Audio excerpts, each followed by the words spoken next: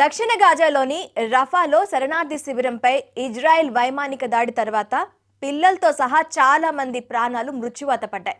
ఆ అటాక్ తర్వాత all eyes on Rafa social మీడియాలో ట్రెండింగ్గా మొదలైంది. ఇజ్రాయెల్పై ప్రజలు తమ వ్యతిరేకతను వ్యక్తం చేస్తూ దాడులను ఆపాలని పిలుపునిచ్చారు. అదేవిధంగా ఇప్పుడు దేశంలో ఆల్ ఐస్ ఆన్ రియాసీ అనే ట్రెండ్ ప్రారంభమైంది. ఆల్ ఐస్ ఆన్ రియాసీ ఎందుకు ట్రెండింగ్లో ఉంది? వైష్ణోదేవి ఆలయాన్ని దర్శించి మరో మందిరానికి వెళ్తున్న ఉత్తరప్రదేశ్కు చెందిన యాత్రికుల బస్పై జమ్మూ కాశ్మీర్లోని రియాసీ జిల్లాలో ఆదివారం సాయంత్రం ఉగ్రవాదులు విచక్షణారహితంగా కాల్పులు జరిపారు. దీంతో బస్సు అదుపు తప్పి లోయలో పడింది. ఈ దారుణ ఘటనలో 9 మంది ప్రాణాలు కోల్పోగా 41 మంది గాయపడ్డారు. ప్రమాదం జరిగిన వెంటనే అక్కడికి చేరుకున్న పోలీసులు, స్థానికులు సహాయ చర్యల్లో పాల్గొన్నారు. 9 మంది మృతదేహాలను వెలికితీసి గాయపడ్డ వారిని వివిధ ఆసుపత్రులకు తరలించారు. పరిస్థితిని సమీక్షించిన ప్రధాని మోదీ దాడిలో హస్తమున్న ప్రతి ఒక్కరికి శిక్ష పడుతుందని హెచ్చరించారు. రాష్ట్రపతి ద్రౌపది ముర్ము, కేంద్ర మంత్రి అమిత్ షా ఈ ఘటనపై దిగ్భ్రాంతి వ్యక్తం చేశారు.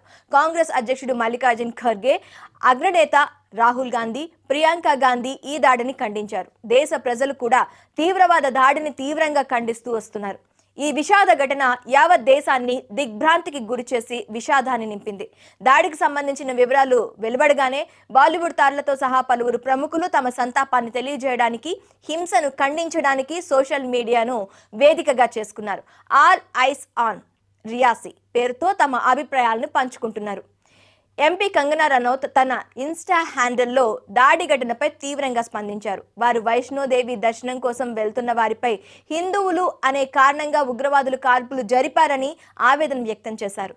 నటి రష్మిక మందన్న సోషల్ మీడియాలో హృదయపూర్వక సందేశాన్ని పోస్ట్ చేస్తూ రియాసీ గురించి విని నా హృదయం బాధించింది. చాలా మంది అమాయకులు ప్రాణాలు కోల్పోయారు. బాధితుల కుటుంబాలకు సానుభూతి తెలియజేస్తున్నానని తెలిపారు. ఇకపోతే నటుడు వరుణ్ ధవన్ సోషల్ మీడియాలో తన ఆవేదన వ్యక్తం చేస్తూ రియాసీలో అమాయక యాత్రికులపై జరిగిన భయానక దాడితో కలత చెందాను అని వ్యక్తం చేశారు. పిరికి ఉగ్రవాద చర్యను నేను తీవ్రంగా ఖండిస్తున్నట్లు కూడా తెలిపారు. ఇక మోడల్ ఉర్ఫీ జావేద్ దాడి వెనుక ఉన్న ఉద్దేశాన్ని ప్రశ్నించారు. జమ్మూలో యాత్రికులపై జరిగిన పిరికి దాడికి కోపంగా, బాధగా ఉందన్నారు నటుడు అనుపమ్ ఖేర్.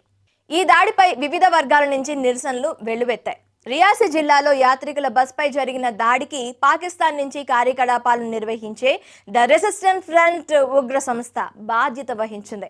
కాశ్మీర్ ప్రాంతంలో అలాంటి ఉగ్రదాడులు మరిన్ని చేస్తామని ముష్కర సంస్థ హెచ్చరించింది. ఈ దాడికి తెగబడ్డ ముష్కరులను పట్టుకోవడానికి సైన్యం, సిఆర్పిఎఫ్ అలాగే పోలీస్ బలగాలు గాలింపు చర్యలు ప్రారంభించాయి. భారీగా రంగంలోకి దిగిన సైన్యం డ్రోన్లతో ముష్కర వేట ముమ్మరం చేసింది.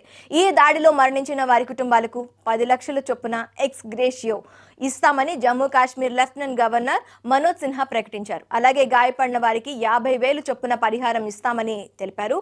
ఇలా బాధితులకు మనోధైర్యాన్ని నింపుతూ ఉగ్ర దాడిని ఖండిస్తూ ప్రస్తుతం ఆల్ ఐస్ ఆన్ రియాసీ ట్రెండ్లో ఉంది.